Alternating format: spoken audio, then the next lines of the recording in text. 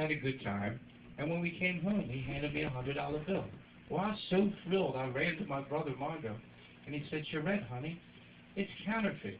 And I said, oh my God, I've been raped. Anyway, I learned at a young age what men like, and I tried to profit from that knowledge. First, I started off as a personal service worker. Okay, you know, a prostitute. Then I graduated and got a house of my own. Of course, the economy being what it was, I couldn't afford my own house, so I got one of those Jewish motorhomes, the Winnebago, and I staffed it with 5 other girls. Yeah, we ripped the kitchen out. We're whores. We don't cook. Business is business. An extra bed needs more money. And we used to travel around from place to place, wherever there could be action. You know, anywhere Bill Clinton was hanging out. And, you know, so the Kennedys, conventions, anywhere there was going to be some action. Now, the only problem with that was the local pimps would get upset. We'd be cutting in on the territory. So we had an idea. We joined the Teamsters. You ever see what 2 dump trucks do to a pink pimp's Cadillac? Yeah, never had any more trouble with it today. So we saved up our money, and we bought a house in New Orleans called Mrs. C's House of Pleasure and Delight. Yeah. So every once in a while I come up here to see my brother Margot and to collect on all the bad checks he writes when he goes down there. The son of a bitch owes us for 4 BJs and 171. You know what a 71 is? That's 69 with 2 fingers up your wazoo.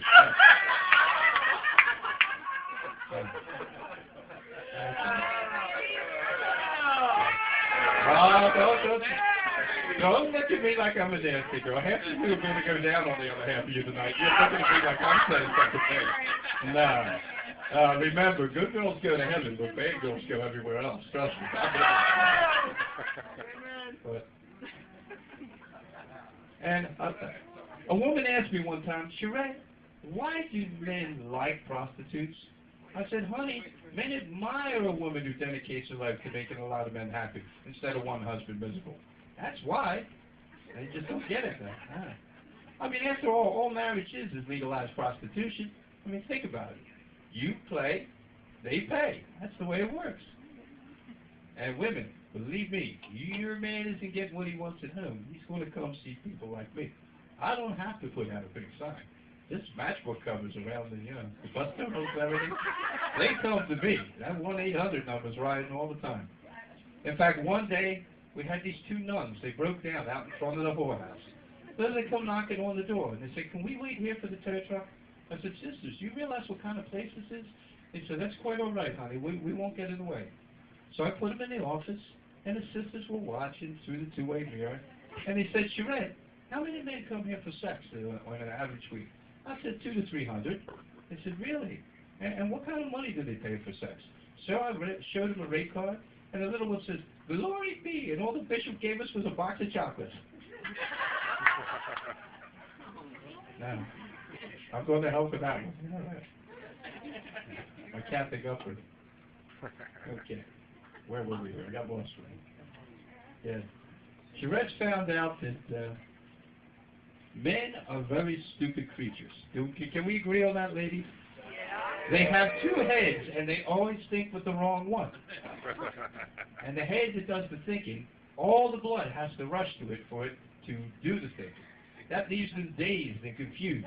And after they're done, they're trying to figure out how they're going to pay for all the things they promised you while they were taking care of that profit center.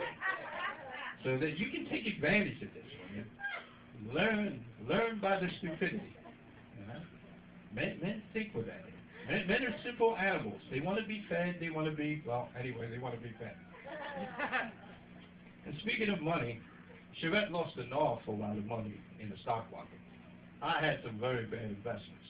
Those customers are no longer on the preferred list either after the advice they gave me.